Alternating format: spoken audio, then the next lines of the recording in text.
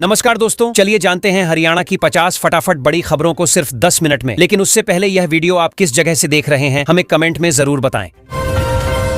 लगातार बदलते मौसम ने हरियाणा के लोगों का ध्यान अपनी ओर खींच लिया है। आज महेंद्रगढ़, रेवाड़ी, गुरुग्राम, पलवल और नूंह समेत दक्षिण हरियाणा में बारिश और तेज आंधी का येलो अलर्ट जारी किया गया है। मौसम विभाग ने लोगों को सतर्क रहने की सलाह दी है। कई इलाकों में बादल छाने और तेज हवाएं चलने की संभावना बनी हुई है। अचानक मौसम के बदले मिजाज के पीछे एक नया पश्चिमी विक्षोभ सक्रिय हो गया है। इसी वजह से प्रदेश के कई हिस्सों में बादल छाए हुए हैं और हल्की बारिश के संकेत मिल रहे हैं। मौसम वैज्ञानिकों का कहना है कि अगले कुछ दिनों तक तापमान और मौसम दोनों में उतार चढ़ाव देखने को मिल सकता है। मौसम में राहत के बीच एक नई चिंता भी सामने आई है।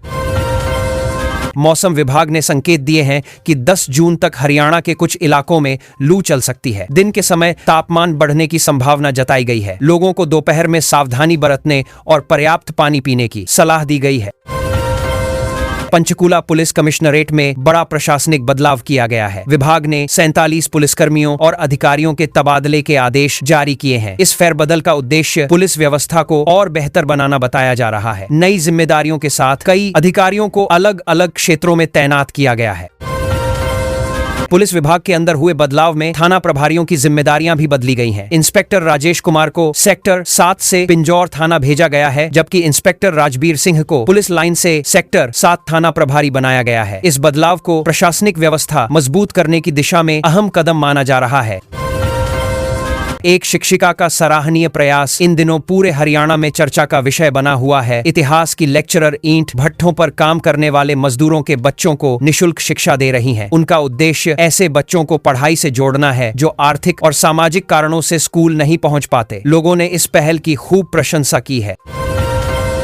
सिरसा जिले के डबवाली खंड के फुल्लो गांव में अवैध शराब के खिलाफ बड़ी कार्रवाई की गई है। सीएम फ्लाइंग स्क्वाड, सीआईडी और आबकारी विभाग की संयुक्त टीम ने एक ठेके पर छापेमारी की। जांच के दौरान कई महत्वपूर्ण दस्तावेज और सामग्री की पड़ताल की गई। मामले की आगे गहराई से जांच की जा रही है। हरियाणा के 3 वरिष्ठ आईएएस अधिकारियों से जुड़ा मामला सुर्खियों में बना हुआ है। मोहम्मद शाइन, पंकज अग्रवाल और प्रदीप कुमार के ठिकानों पर सीबीआई ने छापेमारी की। जांच एजेंसियों ने कई दस्तावेज और रिकॉर्ड अपने कब्जे में लिए हैं। मामला कथित घोटालों से जुड़ा बताया जा रहा है और जांच लगातार जारी है।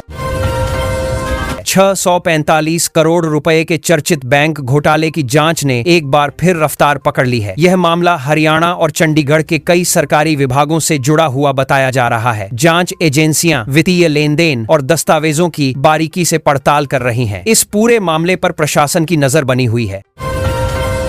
हरियाणा बिजली विभाग के कर्मचारियों और अधिकारियों के लिए अच्छी खबर आई है। विभाग ने कई अधिकारियों को प्रमोशन दिया है और इसकी सूची भी जारी कर दी गई है। लंबे समय से पदोन्नति का इंतजार कर रहे कर्मचारियों में खुशी का माहौल है। विभागीय कामकाज को और बेहतर बनाने की उम्मीद जताई जा रही है। एक 80 वर्षीय बुजुर्ग महिला की मेहनत अब देश ही नहीं बल्कि विदेशों में भी पहचान बना रही है। पारंपरिक दामन कुर्ती तैयार करने वाली इस दादी के उत्पादों की मांग लगातार बढ़ रही है। उनके काम से आसपास की कई महिलाओं को रोजगार मिला है। यह उदाहरण स्थानीय हस्तकला और स्वदेशी उत्पादों की ताकत दिखाता है।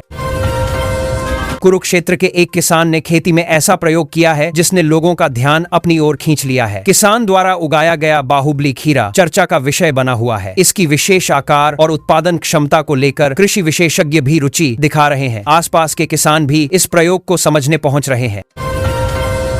रसोई का बजट संभाल रहे परिवारों के लिए एक जरूरी खबर सामने आई है। घरेलू एलपीजी सिलेंडर की कीमत में 29 रुपए की बढ़ोतरी दर्ज की गई है। नई दरें लागू होने के बाद उपभोक्ताओं को पहले की तुलना में अधिक भुगतान करना होगा। महंगाई के बीच यह बदलाव आम लोगों के खर्च पर असर डाल सकता है। मौसम विशेषज्ञों की नई भविष्यवाणी ने किसानों और आम लोगों की उम्मीदें बढ़ा दी हैं। जून के दूसरे सप्ताह में प्री मानसून बारिश शुरू होने के संकेत मिले हैं। विशेषज्ञों का मानना है कि इससे गर्मी से राहत मिल सकती है। प्रदेश के कई हिस्सों में लोग अब बारिश का इंतजार कर रहे हैं। मानसून को लेकर भी महत्वपूर्ण जानकारी सामने आई है। मौसम विशेषज्ञों के अनुसार हरियाणा में इस बार लगभग 3 जुलाई के आसपास मानसून के पहुंचने की संभावना है। विभाग लगातार मौसम की गतिविधियों पर नजर रखे हुए है। किसान और कृषि क्षेत्र से जुड़े लोग इस अनुमान को काफी महत्वपूर्ण मान रहे हैं। हाल की बारिश ने गर्मी से परेशान लोगों को बड़ी राहत दी है। राज्य के अधिकांश जिलों में तापमान सामान्य से नीचे दर्ज किया गया है। तेज धूप और भीषण गर्मी के बीच मौसम के इस बदलाव ने लोगों को सुकून दिया है। कई क्षेत्रों में सुबह और शाम का मौसम अपेक्षाकृत सुहावना बना हुआ है। हिसार से आई मौसम रिपोर्ट लोगों के लिए राहत भरी रही। यहां अधिकतम तापमान करीब 38.4 डिग्री सेल्सियस दर्ज किया गया, जो सामान्य स्तर से कम माना जा रहा है। पिछले दिनों की तुलना में मौसम काफी बेहतर महसूस किया गया। स्थानीय लोगों ने भी गर्मी में कमी का अनुभव किया है। करनाल जिले में भी मौसम ने लोगों को राहत दी है। यहां तापमान करीब 32.8 डिग्री सेल्सियस दर्ज किया गया, जो जून महीने के हिसाब से अपेक्षाकृत कम है। बादलों और हल्की हवाओं के कारण वातावरण में नरमी बनी रही। लोगों ने दिन भर मौसम को काफी आरामदायक बताया। सरकारी जमीनों को अतिक्रमण मुक्त कराने के लिए प्रशासन ने अभियान तेज कर दिया है। विभिन्न जिलों में टीमों द्वारा चिन्हित स्थानों पर कार्रवाई की जा रही है। अधिकारियों का कहना है कि सरकारी संपत्तियों की सुरक्षा और सही उपयोग सुनिश्चित करना प्राथमिकता है। अभियान के तहत लगातार निगरानी भी रखी जा रही है। रविवार का दिन होने के कारण प्रदेश भर में पंचांग और राशिफल देखने वालों की संख्या बढ़ी हुई नजर आई। कई लोग अपने दिन की शुरुआत ज्योतिषीय सलाह और धार्मिक मान्यताओं के अनुसार कर रहे हैं। मंदिरों और धार्मिक स्थलों के आसपास भी लोगों की विशेष गतिविधियां देखी गईं। रविवार के अवसर पर हरियाणा के विभिन्न धार्मिक स्थलों में श्रद्धालुओं की अच्छी खासी भीड़ देखने को मिली। सुबह से ही लोग पूजा अर्चना और दर्शन के लिए पहुंचते रहे। कई स्थानों पर विशेष धार्मिक कार्यक्रम भी आयोजित किए गए। भक्तों में उत्साह और श्रद्धा का माहौल बना रहा। सरकारी दफ्तरों में कार्यकुशलता बढ़ाने को लेकर प्रशासन सक्रिय नजर आ रहा है। अधिकारियों को निर्देश दिए गए हैं कि योजनाओं और विभागीय कार्यों को तय समय सीमा में पूरा किया जाए। कामकाज की निगरानी और जवाबदेही पर भी विशेष जोर दिया जा रहा है, ताकि जनता को बेहतर सेवाएं मिल सकें। स्वास्थ्य विभाग लगातार जागरूकता अभियान चला रहा है। स्टेम सेल डोनेशन और विभिन्न बीमारियों से बचाव को लेकर लोगों को जानकारी दी जा रही है। विशेषज्ञ नागरिकों को स्वास्थ्य संबंधी सावधानियों और समय पर जांच के महत्व के बारे में जागरूक कर रहे हैं। अभियान में कई संस्थाएं भी सहयोग कर रही हैं।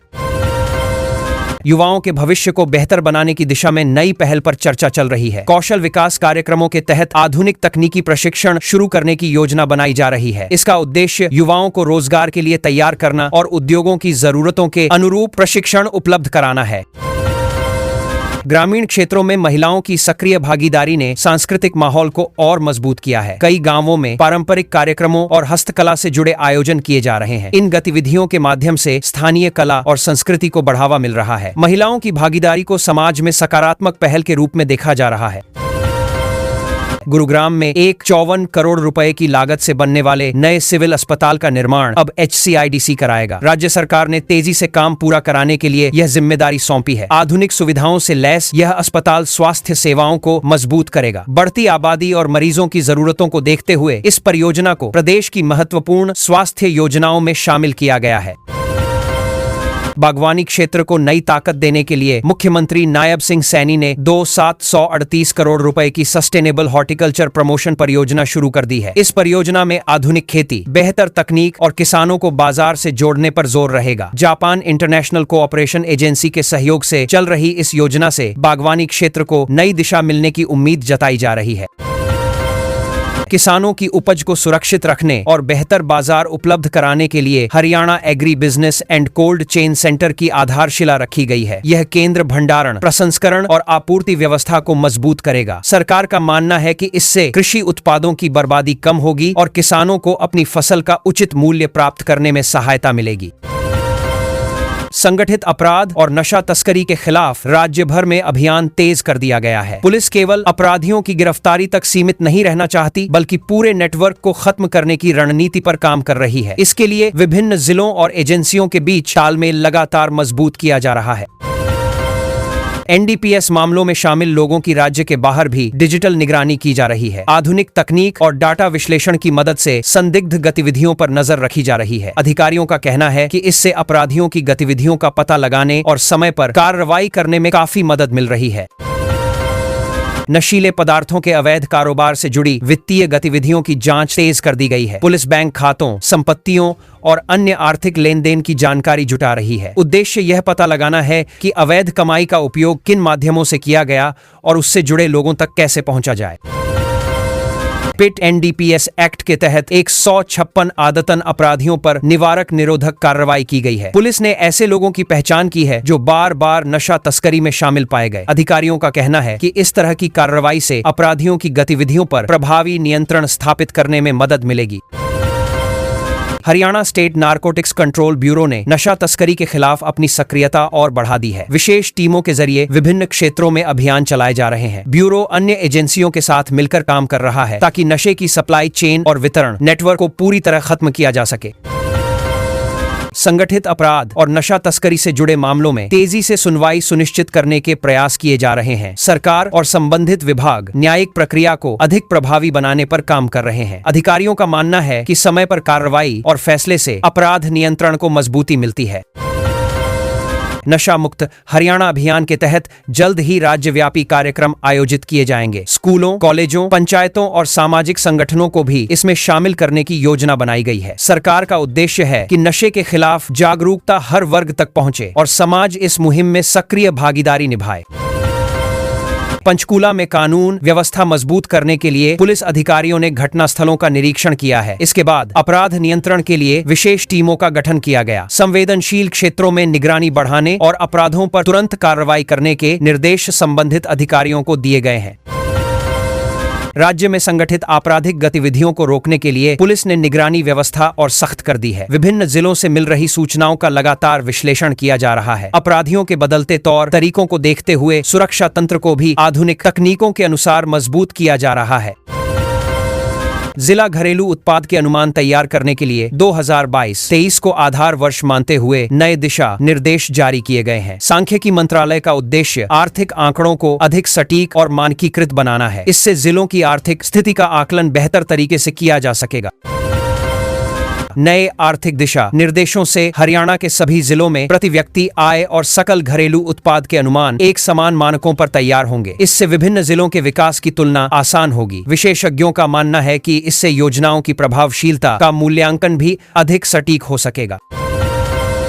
गुरुग्राम में बनने वाले नए अस्पताल को 400 बिस्तरों के साथ विकसित किया जाएगा। भविष्य की जरूरतों को ध्यान में रखते हुए इसे 600 बिस्तरों तक विस्तारित करने का प्रावधान भी रखा गया है। स्वास्थ्य विभाग का मानना है कि इससे आने वाले वर्षों में बढ़ने वाले मरीजों के दबाव को संभालना आसान होगा।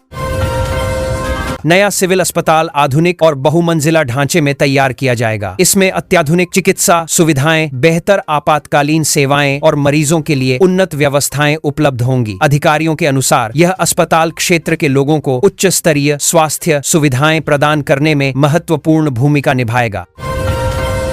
राष्ट्रीय सुरक्षा से जुड़े मामलों में जमानत देते समय बेहद सावधानी बरतनी चाहिए। सुप्रीम कोर्ट ने यह महत्वपूर्ण टिप्पणी की है। अदालत ने कहा कि ऐसे मामलों में उपलब्ध साक्ष्यों और सुरक्षा हितों को विशेष महत्व दिया जाना चाहिए। इस टिप्पणी को सुरक्षा से जुड़े मामलों में न्यायिक दृष्टिकोण के रूप में देखा जा रहा है। औद्योगिक और बुनियादी ढांचे के विकास को गति देने के लिए सरकार HSIDC को लगातार अधिक जिम्मेदारियां सौंप रही है। नई परियोजनाओं के निर्माण और निगरानी में इसकी भूमिका बढ़ाई जा रही है। अधिकारियों का कहना है कि मजबूत संस्थागत व्यवस्था से निवेश को बढ़ावा मिलेगा और विकास कार्यों को समय पर पूरा करने में मदद मिलेगी। स्वास्थ्य सेवाओं को आधुनिक बनाने के लिए सरकार निर्माण एजेंसियों और डिजाइन मॉडल में बदलाव कर रही है। बदलती जरूरतों और तकनीकी प्रगति को ध्यान में रखते हुए नई योजनाएं तैयार की जा रही हैं। इसका उद्देश्य लोगों को बेहतर स्वास्थ्य सुविधाएं उपलब्ध कराना और भविष्य की जरूरतों के अनुसार मजबूत स्वास्थ्य ढांचा विकसित करना है। पाकिस्तान के लिए जासूसी करने की आरोपी हिसार निवासी ट्रैवल ब्लॉगर ज्योति मल्होत्रा को सुप्रीम कोर्ट से राहत नहीं मिली। अदालत ने उनकी जमानत याचिका खारिज कर दी। राष्ट्रीय सुरक्षा से जुड़े इस संवेदनशील मामले में अदालत ने कहा कि ऐसे मामलों में जमानत पर निर्णय लेते समय विशेष सावधानी बरतना आवश्यक होता है। जासूसी मामले में गिरफ्तार ज्योति मल्होत्रा की न्यायिक हिरासत 3 सितंबर तक बढ़ा दी गई है। जांच एजेंसियां मामले के विभिन्न पहलुओं की गहराई से जांच कर रही हैं। सुरक्षा से जुड़े इस मामले को गंभीरता से लिया जा रहा है और कानूनी प्रक्रिया के तहत आगे की कार्रवाई लगातार जारी है।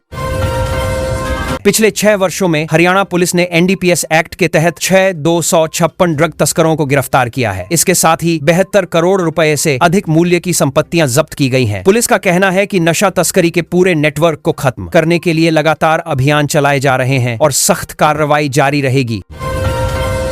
नशा मुक्त हरियाणा अभियान को और प्रभावी बनाने की तैयारी शुरू हो गई है। पुलिस विभाग जागरूकता कार्यक्रमों और नशा मुक्ति अभियानों पर विशेष ध्यान दे रहा है। अधिकारियों का मानना है कि नशे के खिलाफ लड़ाई केवल कानूनी कार्रवाई से नहीं बल्कि समाज की भागीदारी और जागरूकता से भी मजबूत होगी। नशा तस्करी से जुड़े 432 संदिग्धों की संपत्ति संलग्न करने की प्रक्रिया शुरू कर दी गई है। जांच एजेंसियां यह पता लगाने में जुटी हैं